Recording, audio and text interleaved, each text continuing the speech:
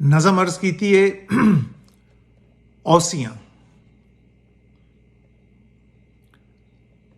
औसियां का मतलब होंदा है टेवे लाना, या जिसले थोड़ी कोई दिल की ख्वाहिश पूरी ना हो रही हो, तुसी अखां बंद करके तो दोए हाथ फैला के ते उंगलियां इस तरह मिलाने की कोशिश करो। अगर उंगलियां मिल जांदियां ने तो कहते ने टेवा लग गया, अज रांझा आएगा। वारिस शाह ने लफ्ज़ औसियां बड़ा खूबसूरत वरत्या होया हीर लई। खैर एनी हाउ, नज़म का सरनामा है जी औसियां। पिछली राती सुत्तियां सुत्तियां पासा लैंदे अख जे खुली, बांह दे उत्ते तेरा सिर सी, सावां अंदर तेरे वालां दी खुशबुआं दा भांबड़ सी। पिछली राती सुत्तियां सुत्तियां पासा लैंदे अख जे खुली, बावां दे उत्ते तेरा सिर सी, सावां अंदर तेरे वालां दी खुशबुआं दा भांबड़ सी। तेरी हिक ते मेरा हथ सी, पिनियां उत्ते मेरी तेरे पैर पे सी, हौली हौली खुरक रहे सी। पिछली राती सुत्तियां सुत्तियां पासा लैंदे अख जे खुली, बांह दे उत्ते तेरा सिर सी, सावां अंदर तेरे वालां दी खुशबुआं दा भांबड़ सी। तेरी हिक ते मेरा हथ सी, पिनियां उत्ते मेरी तेरे पैर पे सी, हौली हौली खुरक रहे सी। फिर भी कमले दिल ने खौरे, पासा भनिया क्यों सी राती।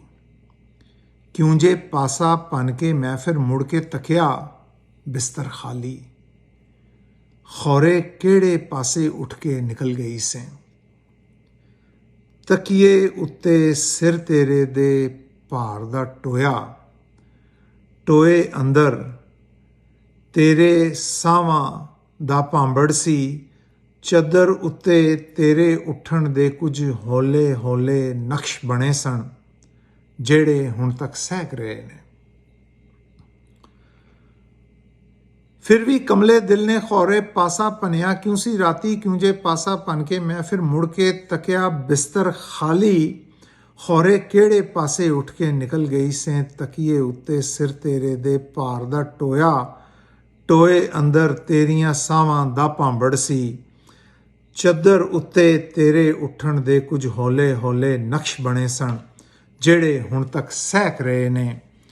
मैं कमला ते डरदा मारा, ना हिल्ला ना जुल्लां ते बस, चलदा पखा बिट बिट वेखां।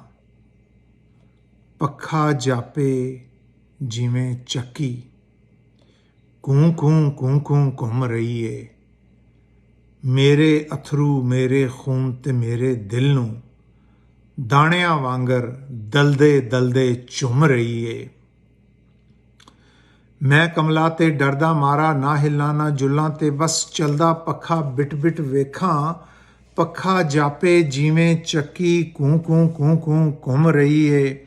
मेरे अथरू मेरे खून ते मेरे दिल नूं, दाणिਆਂ वांगर दलदे दलदे चुम रही ਏ।